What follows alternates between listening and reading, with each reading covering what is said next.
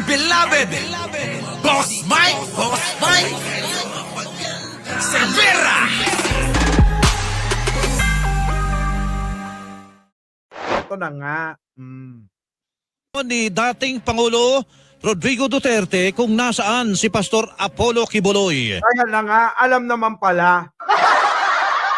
Kung di ba naman hinayupak yung digunggong ninyo, isang damakmak yung kaso, abay kinukonsinte. Diba? Ganyan ba gusto nyo? Akala ko ba ito nga si Matandang Duterte Ha? Para sa sambayan ng Pilipino ito? Para sa katotohanan at kung ano-ano pang pinagsasabi sa inyo? Bakit itong si Quiboloy lang, abay hindi pa ituro kung alam naman pala niya kung saan nagtatago? Oh. Sa pagharap sa mga mamahayag matapos ang maisog rally sa Tacloban, sinabi ni Duterte na Si Duterte na mukhang kamagong. Hindi kabaong Yung kabaong, yun yung pagsisilidan sa kanya. Pag namatay siya. Kasi itsura Ha? Yung itsura ni Digong Lakihan mo nga, Boss Mike. Yan na. Nakikita niyo yung pagmumukha na yan? Yung pagmumukha na yan, mga kababayan, pag nakikita nyo, kahit wala pang ginagawa sa inyong masama, abay, nabibwisit na kayo. Tingnan nyo naman ang itsura, Wala pang ginagawang masama sa inyo yan. Pero mabibwisit na kayo. So, kahit alam niya kung nasaan si Quiboloy, ay hindi niya ito sasabihin. Sa mga nakalipas na buwan ay bigo ang mga otoridad na matunton si Quiboloy na naharap sa mandamiento de aresto dahil sa patong-patong na reklamo na isinampa laban sa kanya. grabe, Quiboloy! Ang dami mong kaso! Diba? Ang dami mong kaso. Nagbigay din ng pahayag si Duterte kaugnay sa planong paghahain ng reklamo ni dating Senator Laila de Lima laban sa mga nagpakulong sa kanya ng halos 7 taon. Oo nga, halos 7 taon na kulong yung Ale. Tingnan mo may itsura ni Digong. Digong, pakita lang kita ng bombo Kasi kapag nakikita ka nila, sa totoo lang, nabibwisit sila. Jim Lingat, lalong-lalo na si Delia Lee. Nako po, bisit na bisit sa'yo yan. Sama mo na si Rinaldo Aganon. Kita nyo naman yung itsura ni Digong na lakyan mo nga, Boss Mike. Ayan, sinakop ko na lahat, ang screen. Si Digong, ang itsura. Pag nakikita ni Mighty Baisa, bisit na. Mirna Nakar. Opo, di ba? Nakakabwisit yung itsura ni Digong. Sige, ituloy. Ayon ni Duterte kay De Lima, huwag mag-umpisa ng gulo. Ginit pa ni dating Pangulong Duterte kay De Lima na wala siyang mababawi na kahit anuman, kaya huwag nang maghamon dahil baka magsisilang ito. Ito na nga yung Ito na nga yung pinagbabantaan pa. Bakit? Ba't mo pinagbabantaan si De Lima? Ikaw na nga ang umapi sa Ali Tapos ikaw pa may ganang hamon. Manakot. Sinusubukan pa ng GMA Integrated News na makuha ang panig na De Lima hinggil dito. De Lima, pagkakataon mo na to. Shoutout sa inyong lahat ng mga bagong dating. Thank you naman kay Lucky Winner kanina, tsaka Maring Delia. Yun, Ay, bagong subscriber. Loko to si Lotto Lucky Numbers matagal na tong nanonood, ngayon lang nag-subscribe. Ma'am Jo, magandang gabi po. Naku, eto na, ginaganahan na ako. So ayun na nga, himayin natin. Alam o mano ni dating Pangulo Rodrigo Duterte kung nasaan si Pastor Apollo Quiboloy. Sa pagharap sa mga mamahayag matapos ang maisog rally sa Tacloban, sinabi ni Duterte na kahit alam niya kung nasaan si Quiboloy, ay hindi niya ito sasabihin. Sa mga nakalipas na buwan, tingnan ninyo, walang ya talaga. Napakawalang ya. Ito na yung nakilala kong pinakawalang yang tao. Cristina Estacio. Patricia Malabuyog. Ibiruin mo, alam mo na pala kung nasaan. At sasabihin mo pa kahit alam mo kung nasaan eh. Hindi mo ituturo kung nasaan. Walang ya. Pinky, adventure, nandiyan na ba?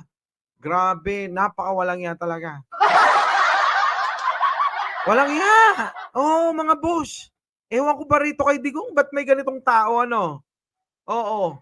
Kung may masamang taong Norman Mangusin abay, tatabla kay Digong Lori Mamawag, Conrado Ramos, Grabe. Sige. Ay bigo ang mga otoridad na matunton si Kibuloy na naharap sa mandamiento de aresto dahil sa patong-patong na reklamo na isinampa laban sa kanya. Oy, ikaw pala takot ka pala. Twinkle Star. Ngayon nalaman tuloy ng taong bayad na hanggang ka lang, EUT. Hanggang EUT lang ang alam nito mga kababayan. Oo, pagdating na lang mga ganito na pagkakataon na dapat humarap sa mga inaakusa, abay nagtatago siguro sa dingding. Di ba? Nagtatago sa dingding si Kibuloy. Pero matapang ang apog kapag EUT ang nakaharap. Sa bagay, inahahin sa kanya Di ba mga kababayan? Inahain sa kanya ang EUT. Grabe. Tapos Kibuloy, ano nangyari? Tapos ang maliligayang EUT mo. Di ba? Ball Connect, nandiyan na rin. Shout out Brenda Barton at sa inyo pong lahat. Ma'am Jo, Ray Chodoro, Pobi Suzuki. Shout out po! Ayan na. Nagbigay din ng pahayag si Duterte kaugnay sa planong paghahain ng reklamo ni dating Senator Laila De Lima laban sa mga nagpakulong sa kanya ng halos 7 taon. Sige na, ayan na nga. Nako. Pag nakulong. Si Randy Morales, lus-lus. Ano ba, tatay mo ba si Kalbo? Sino yun? Si Jonathan Morales. Gusto ko ngayon ng basher. Tino, bangag ka naman. Ba't di mo mai-content si Bang? Bakit? Araw-araw ko kinukontent. Diba ayan tingnan mo yung tsura. Diba araw-araw ko to kinukontent Bangag na bangag.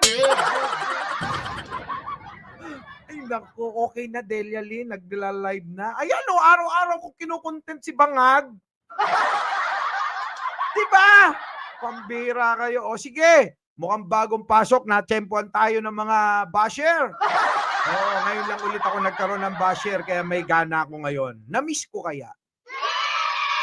Diba? Dapat na mawalaan ng tulog. Kita mo itong bobo na matanda na ito na idol nyo.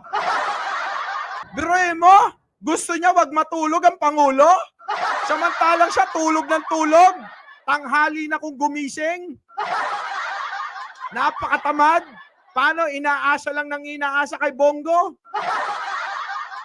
Gusto ko siyang magtrabaho dyan. Ano gusto mo? Bakit? Ba't dinidikta mo si Pangulo? Magpresidente ka muna, uy! Bago ka mag-utos. Diba? Sinasabi niya yun. Magpresidente ka muna. Kung makakabalik pa kayo. Si Rokansaki, Hoy, Tandang Duterte, magpresidente ka muna. Wala, hindi mga akit niya, walang laman utak na mga yan. Pasok. For 6 years, he was elected by the... Tingnan nyo nga yung mata, hindi na maipikit. Alam nyo ba na hindi na makatagal ng 1 minutong nakatayo yan? Tapos gusto nyo gawing senador? Paano papapasok sa Senado yan? Kakaray-karayin. Diba? Kukuha pa kayo ng kakaray dyan, bibit-bit, kailangan 3, 4, isa sa kamay, magkabilang kamay, at magkabilang paa, 4, para makapasok sa Senado. Wala. Mahina. Sakto, nasa mood ako. People for 6 years. Putang ina, magtrabaho ko dyan. O, tignan mo! Dinadaan lang sa pamura-mura ni Gago eh. Oh. O bakit? Oy, magpresidente ka muna uli, Digong. Oo. O, di ba? Gamit-gamit niya, magpresidente ka muna. Wheelchair. Pagka wheelchair, maiihi. Oo. Oy, Maya, maiihi yung idol ninyo. Kapag ka nag-wheelchair lang. Hindi na niya mapipigilan ang pag-ihi niyan. Maniwala kayo. Wala na. O, kita nyo nga yung mata, kailangan ng tukuran. Dok-dokin mo yung mukha mo dyan sa misa. Bakit hindi mo ginawa? Ha? Mukhang mga pukelya yung mga dinukdok nyo nun eh. Parehas kayo ni Kibuloy, Puro pukelya yung dinukdok ng mukha nila eh. Gusto nyo to, di ba? Nasaan na yun? Wala na. Oo, wala na. Uwi!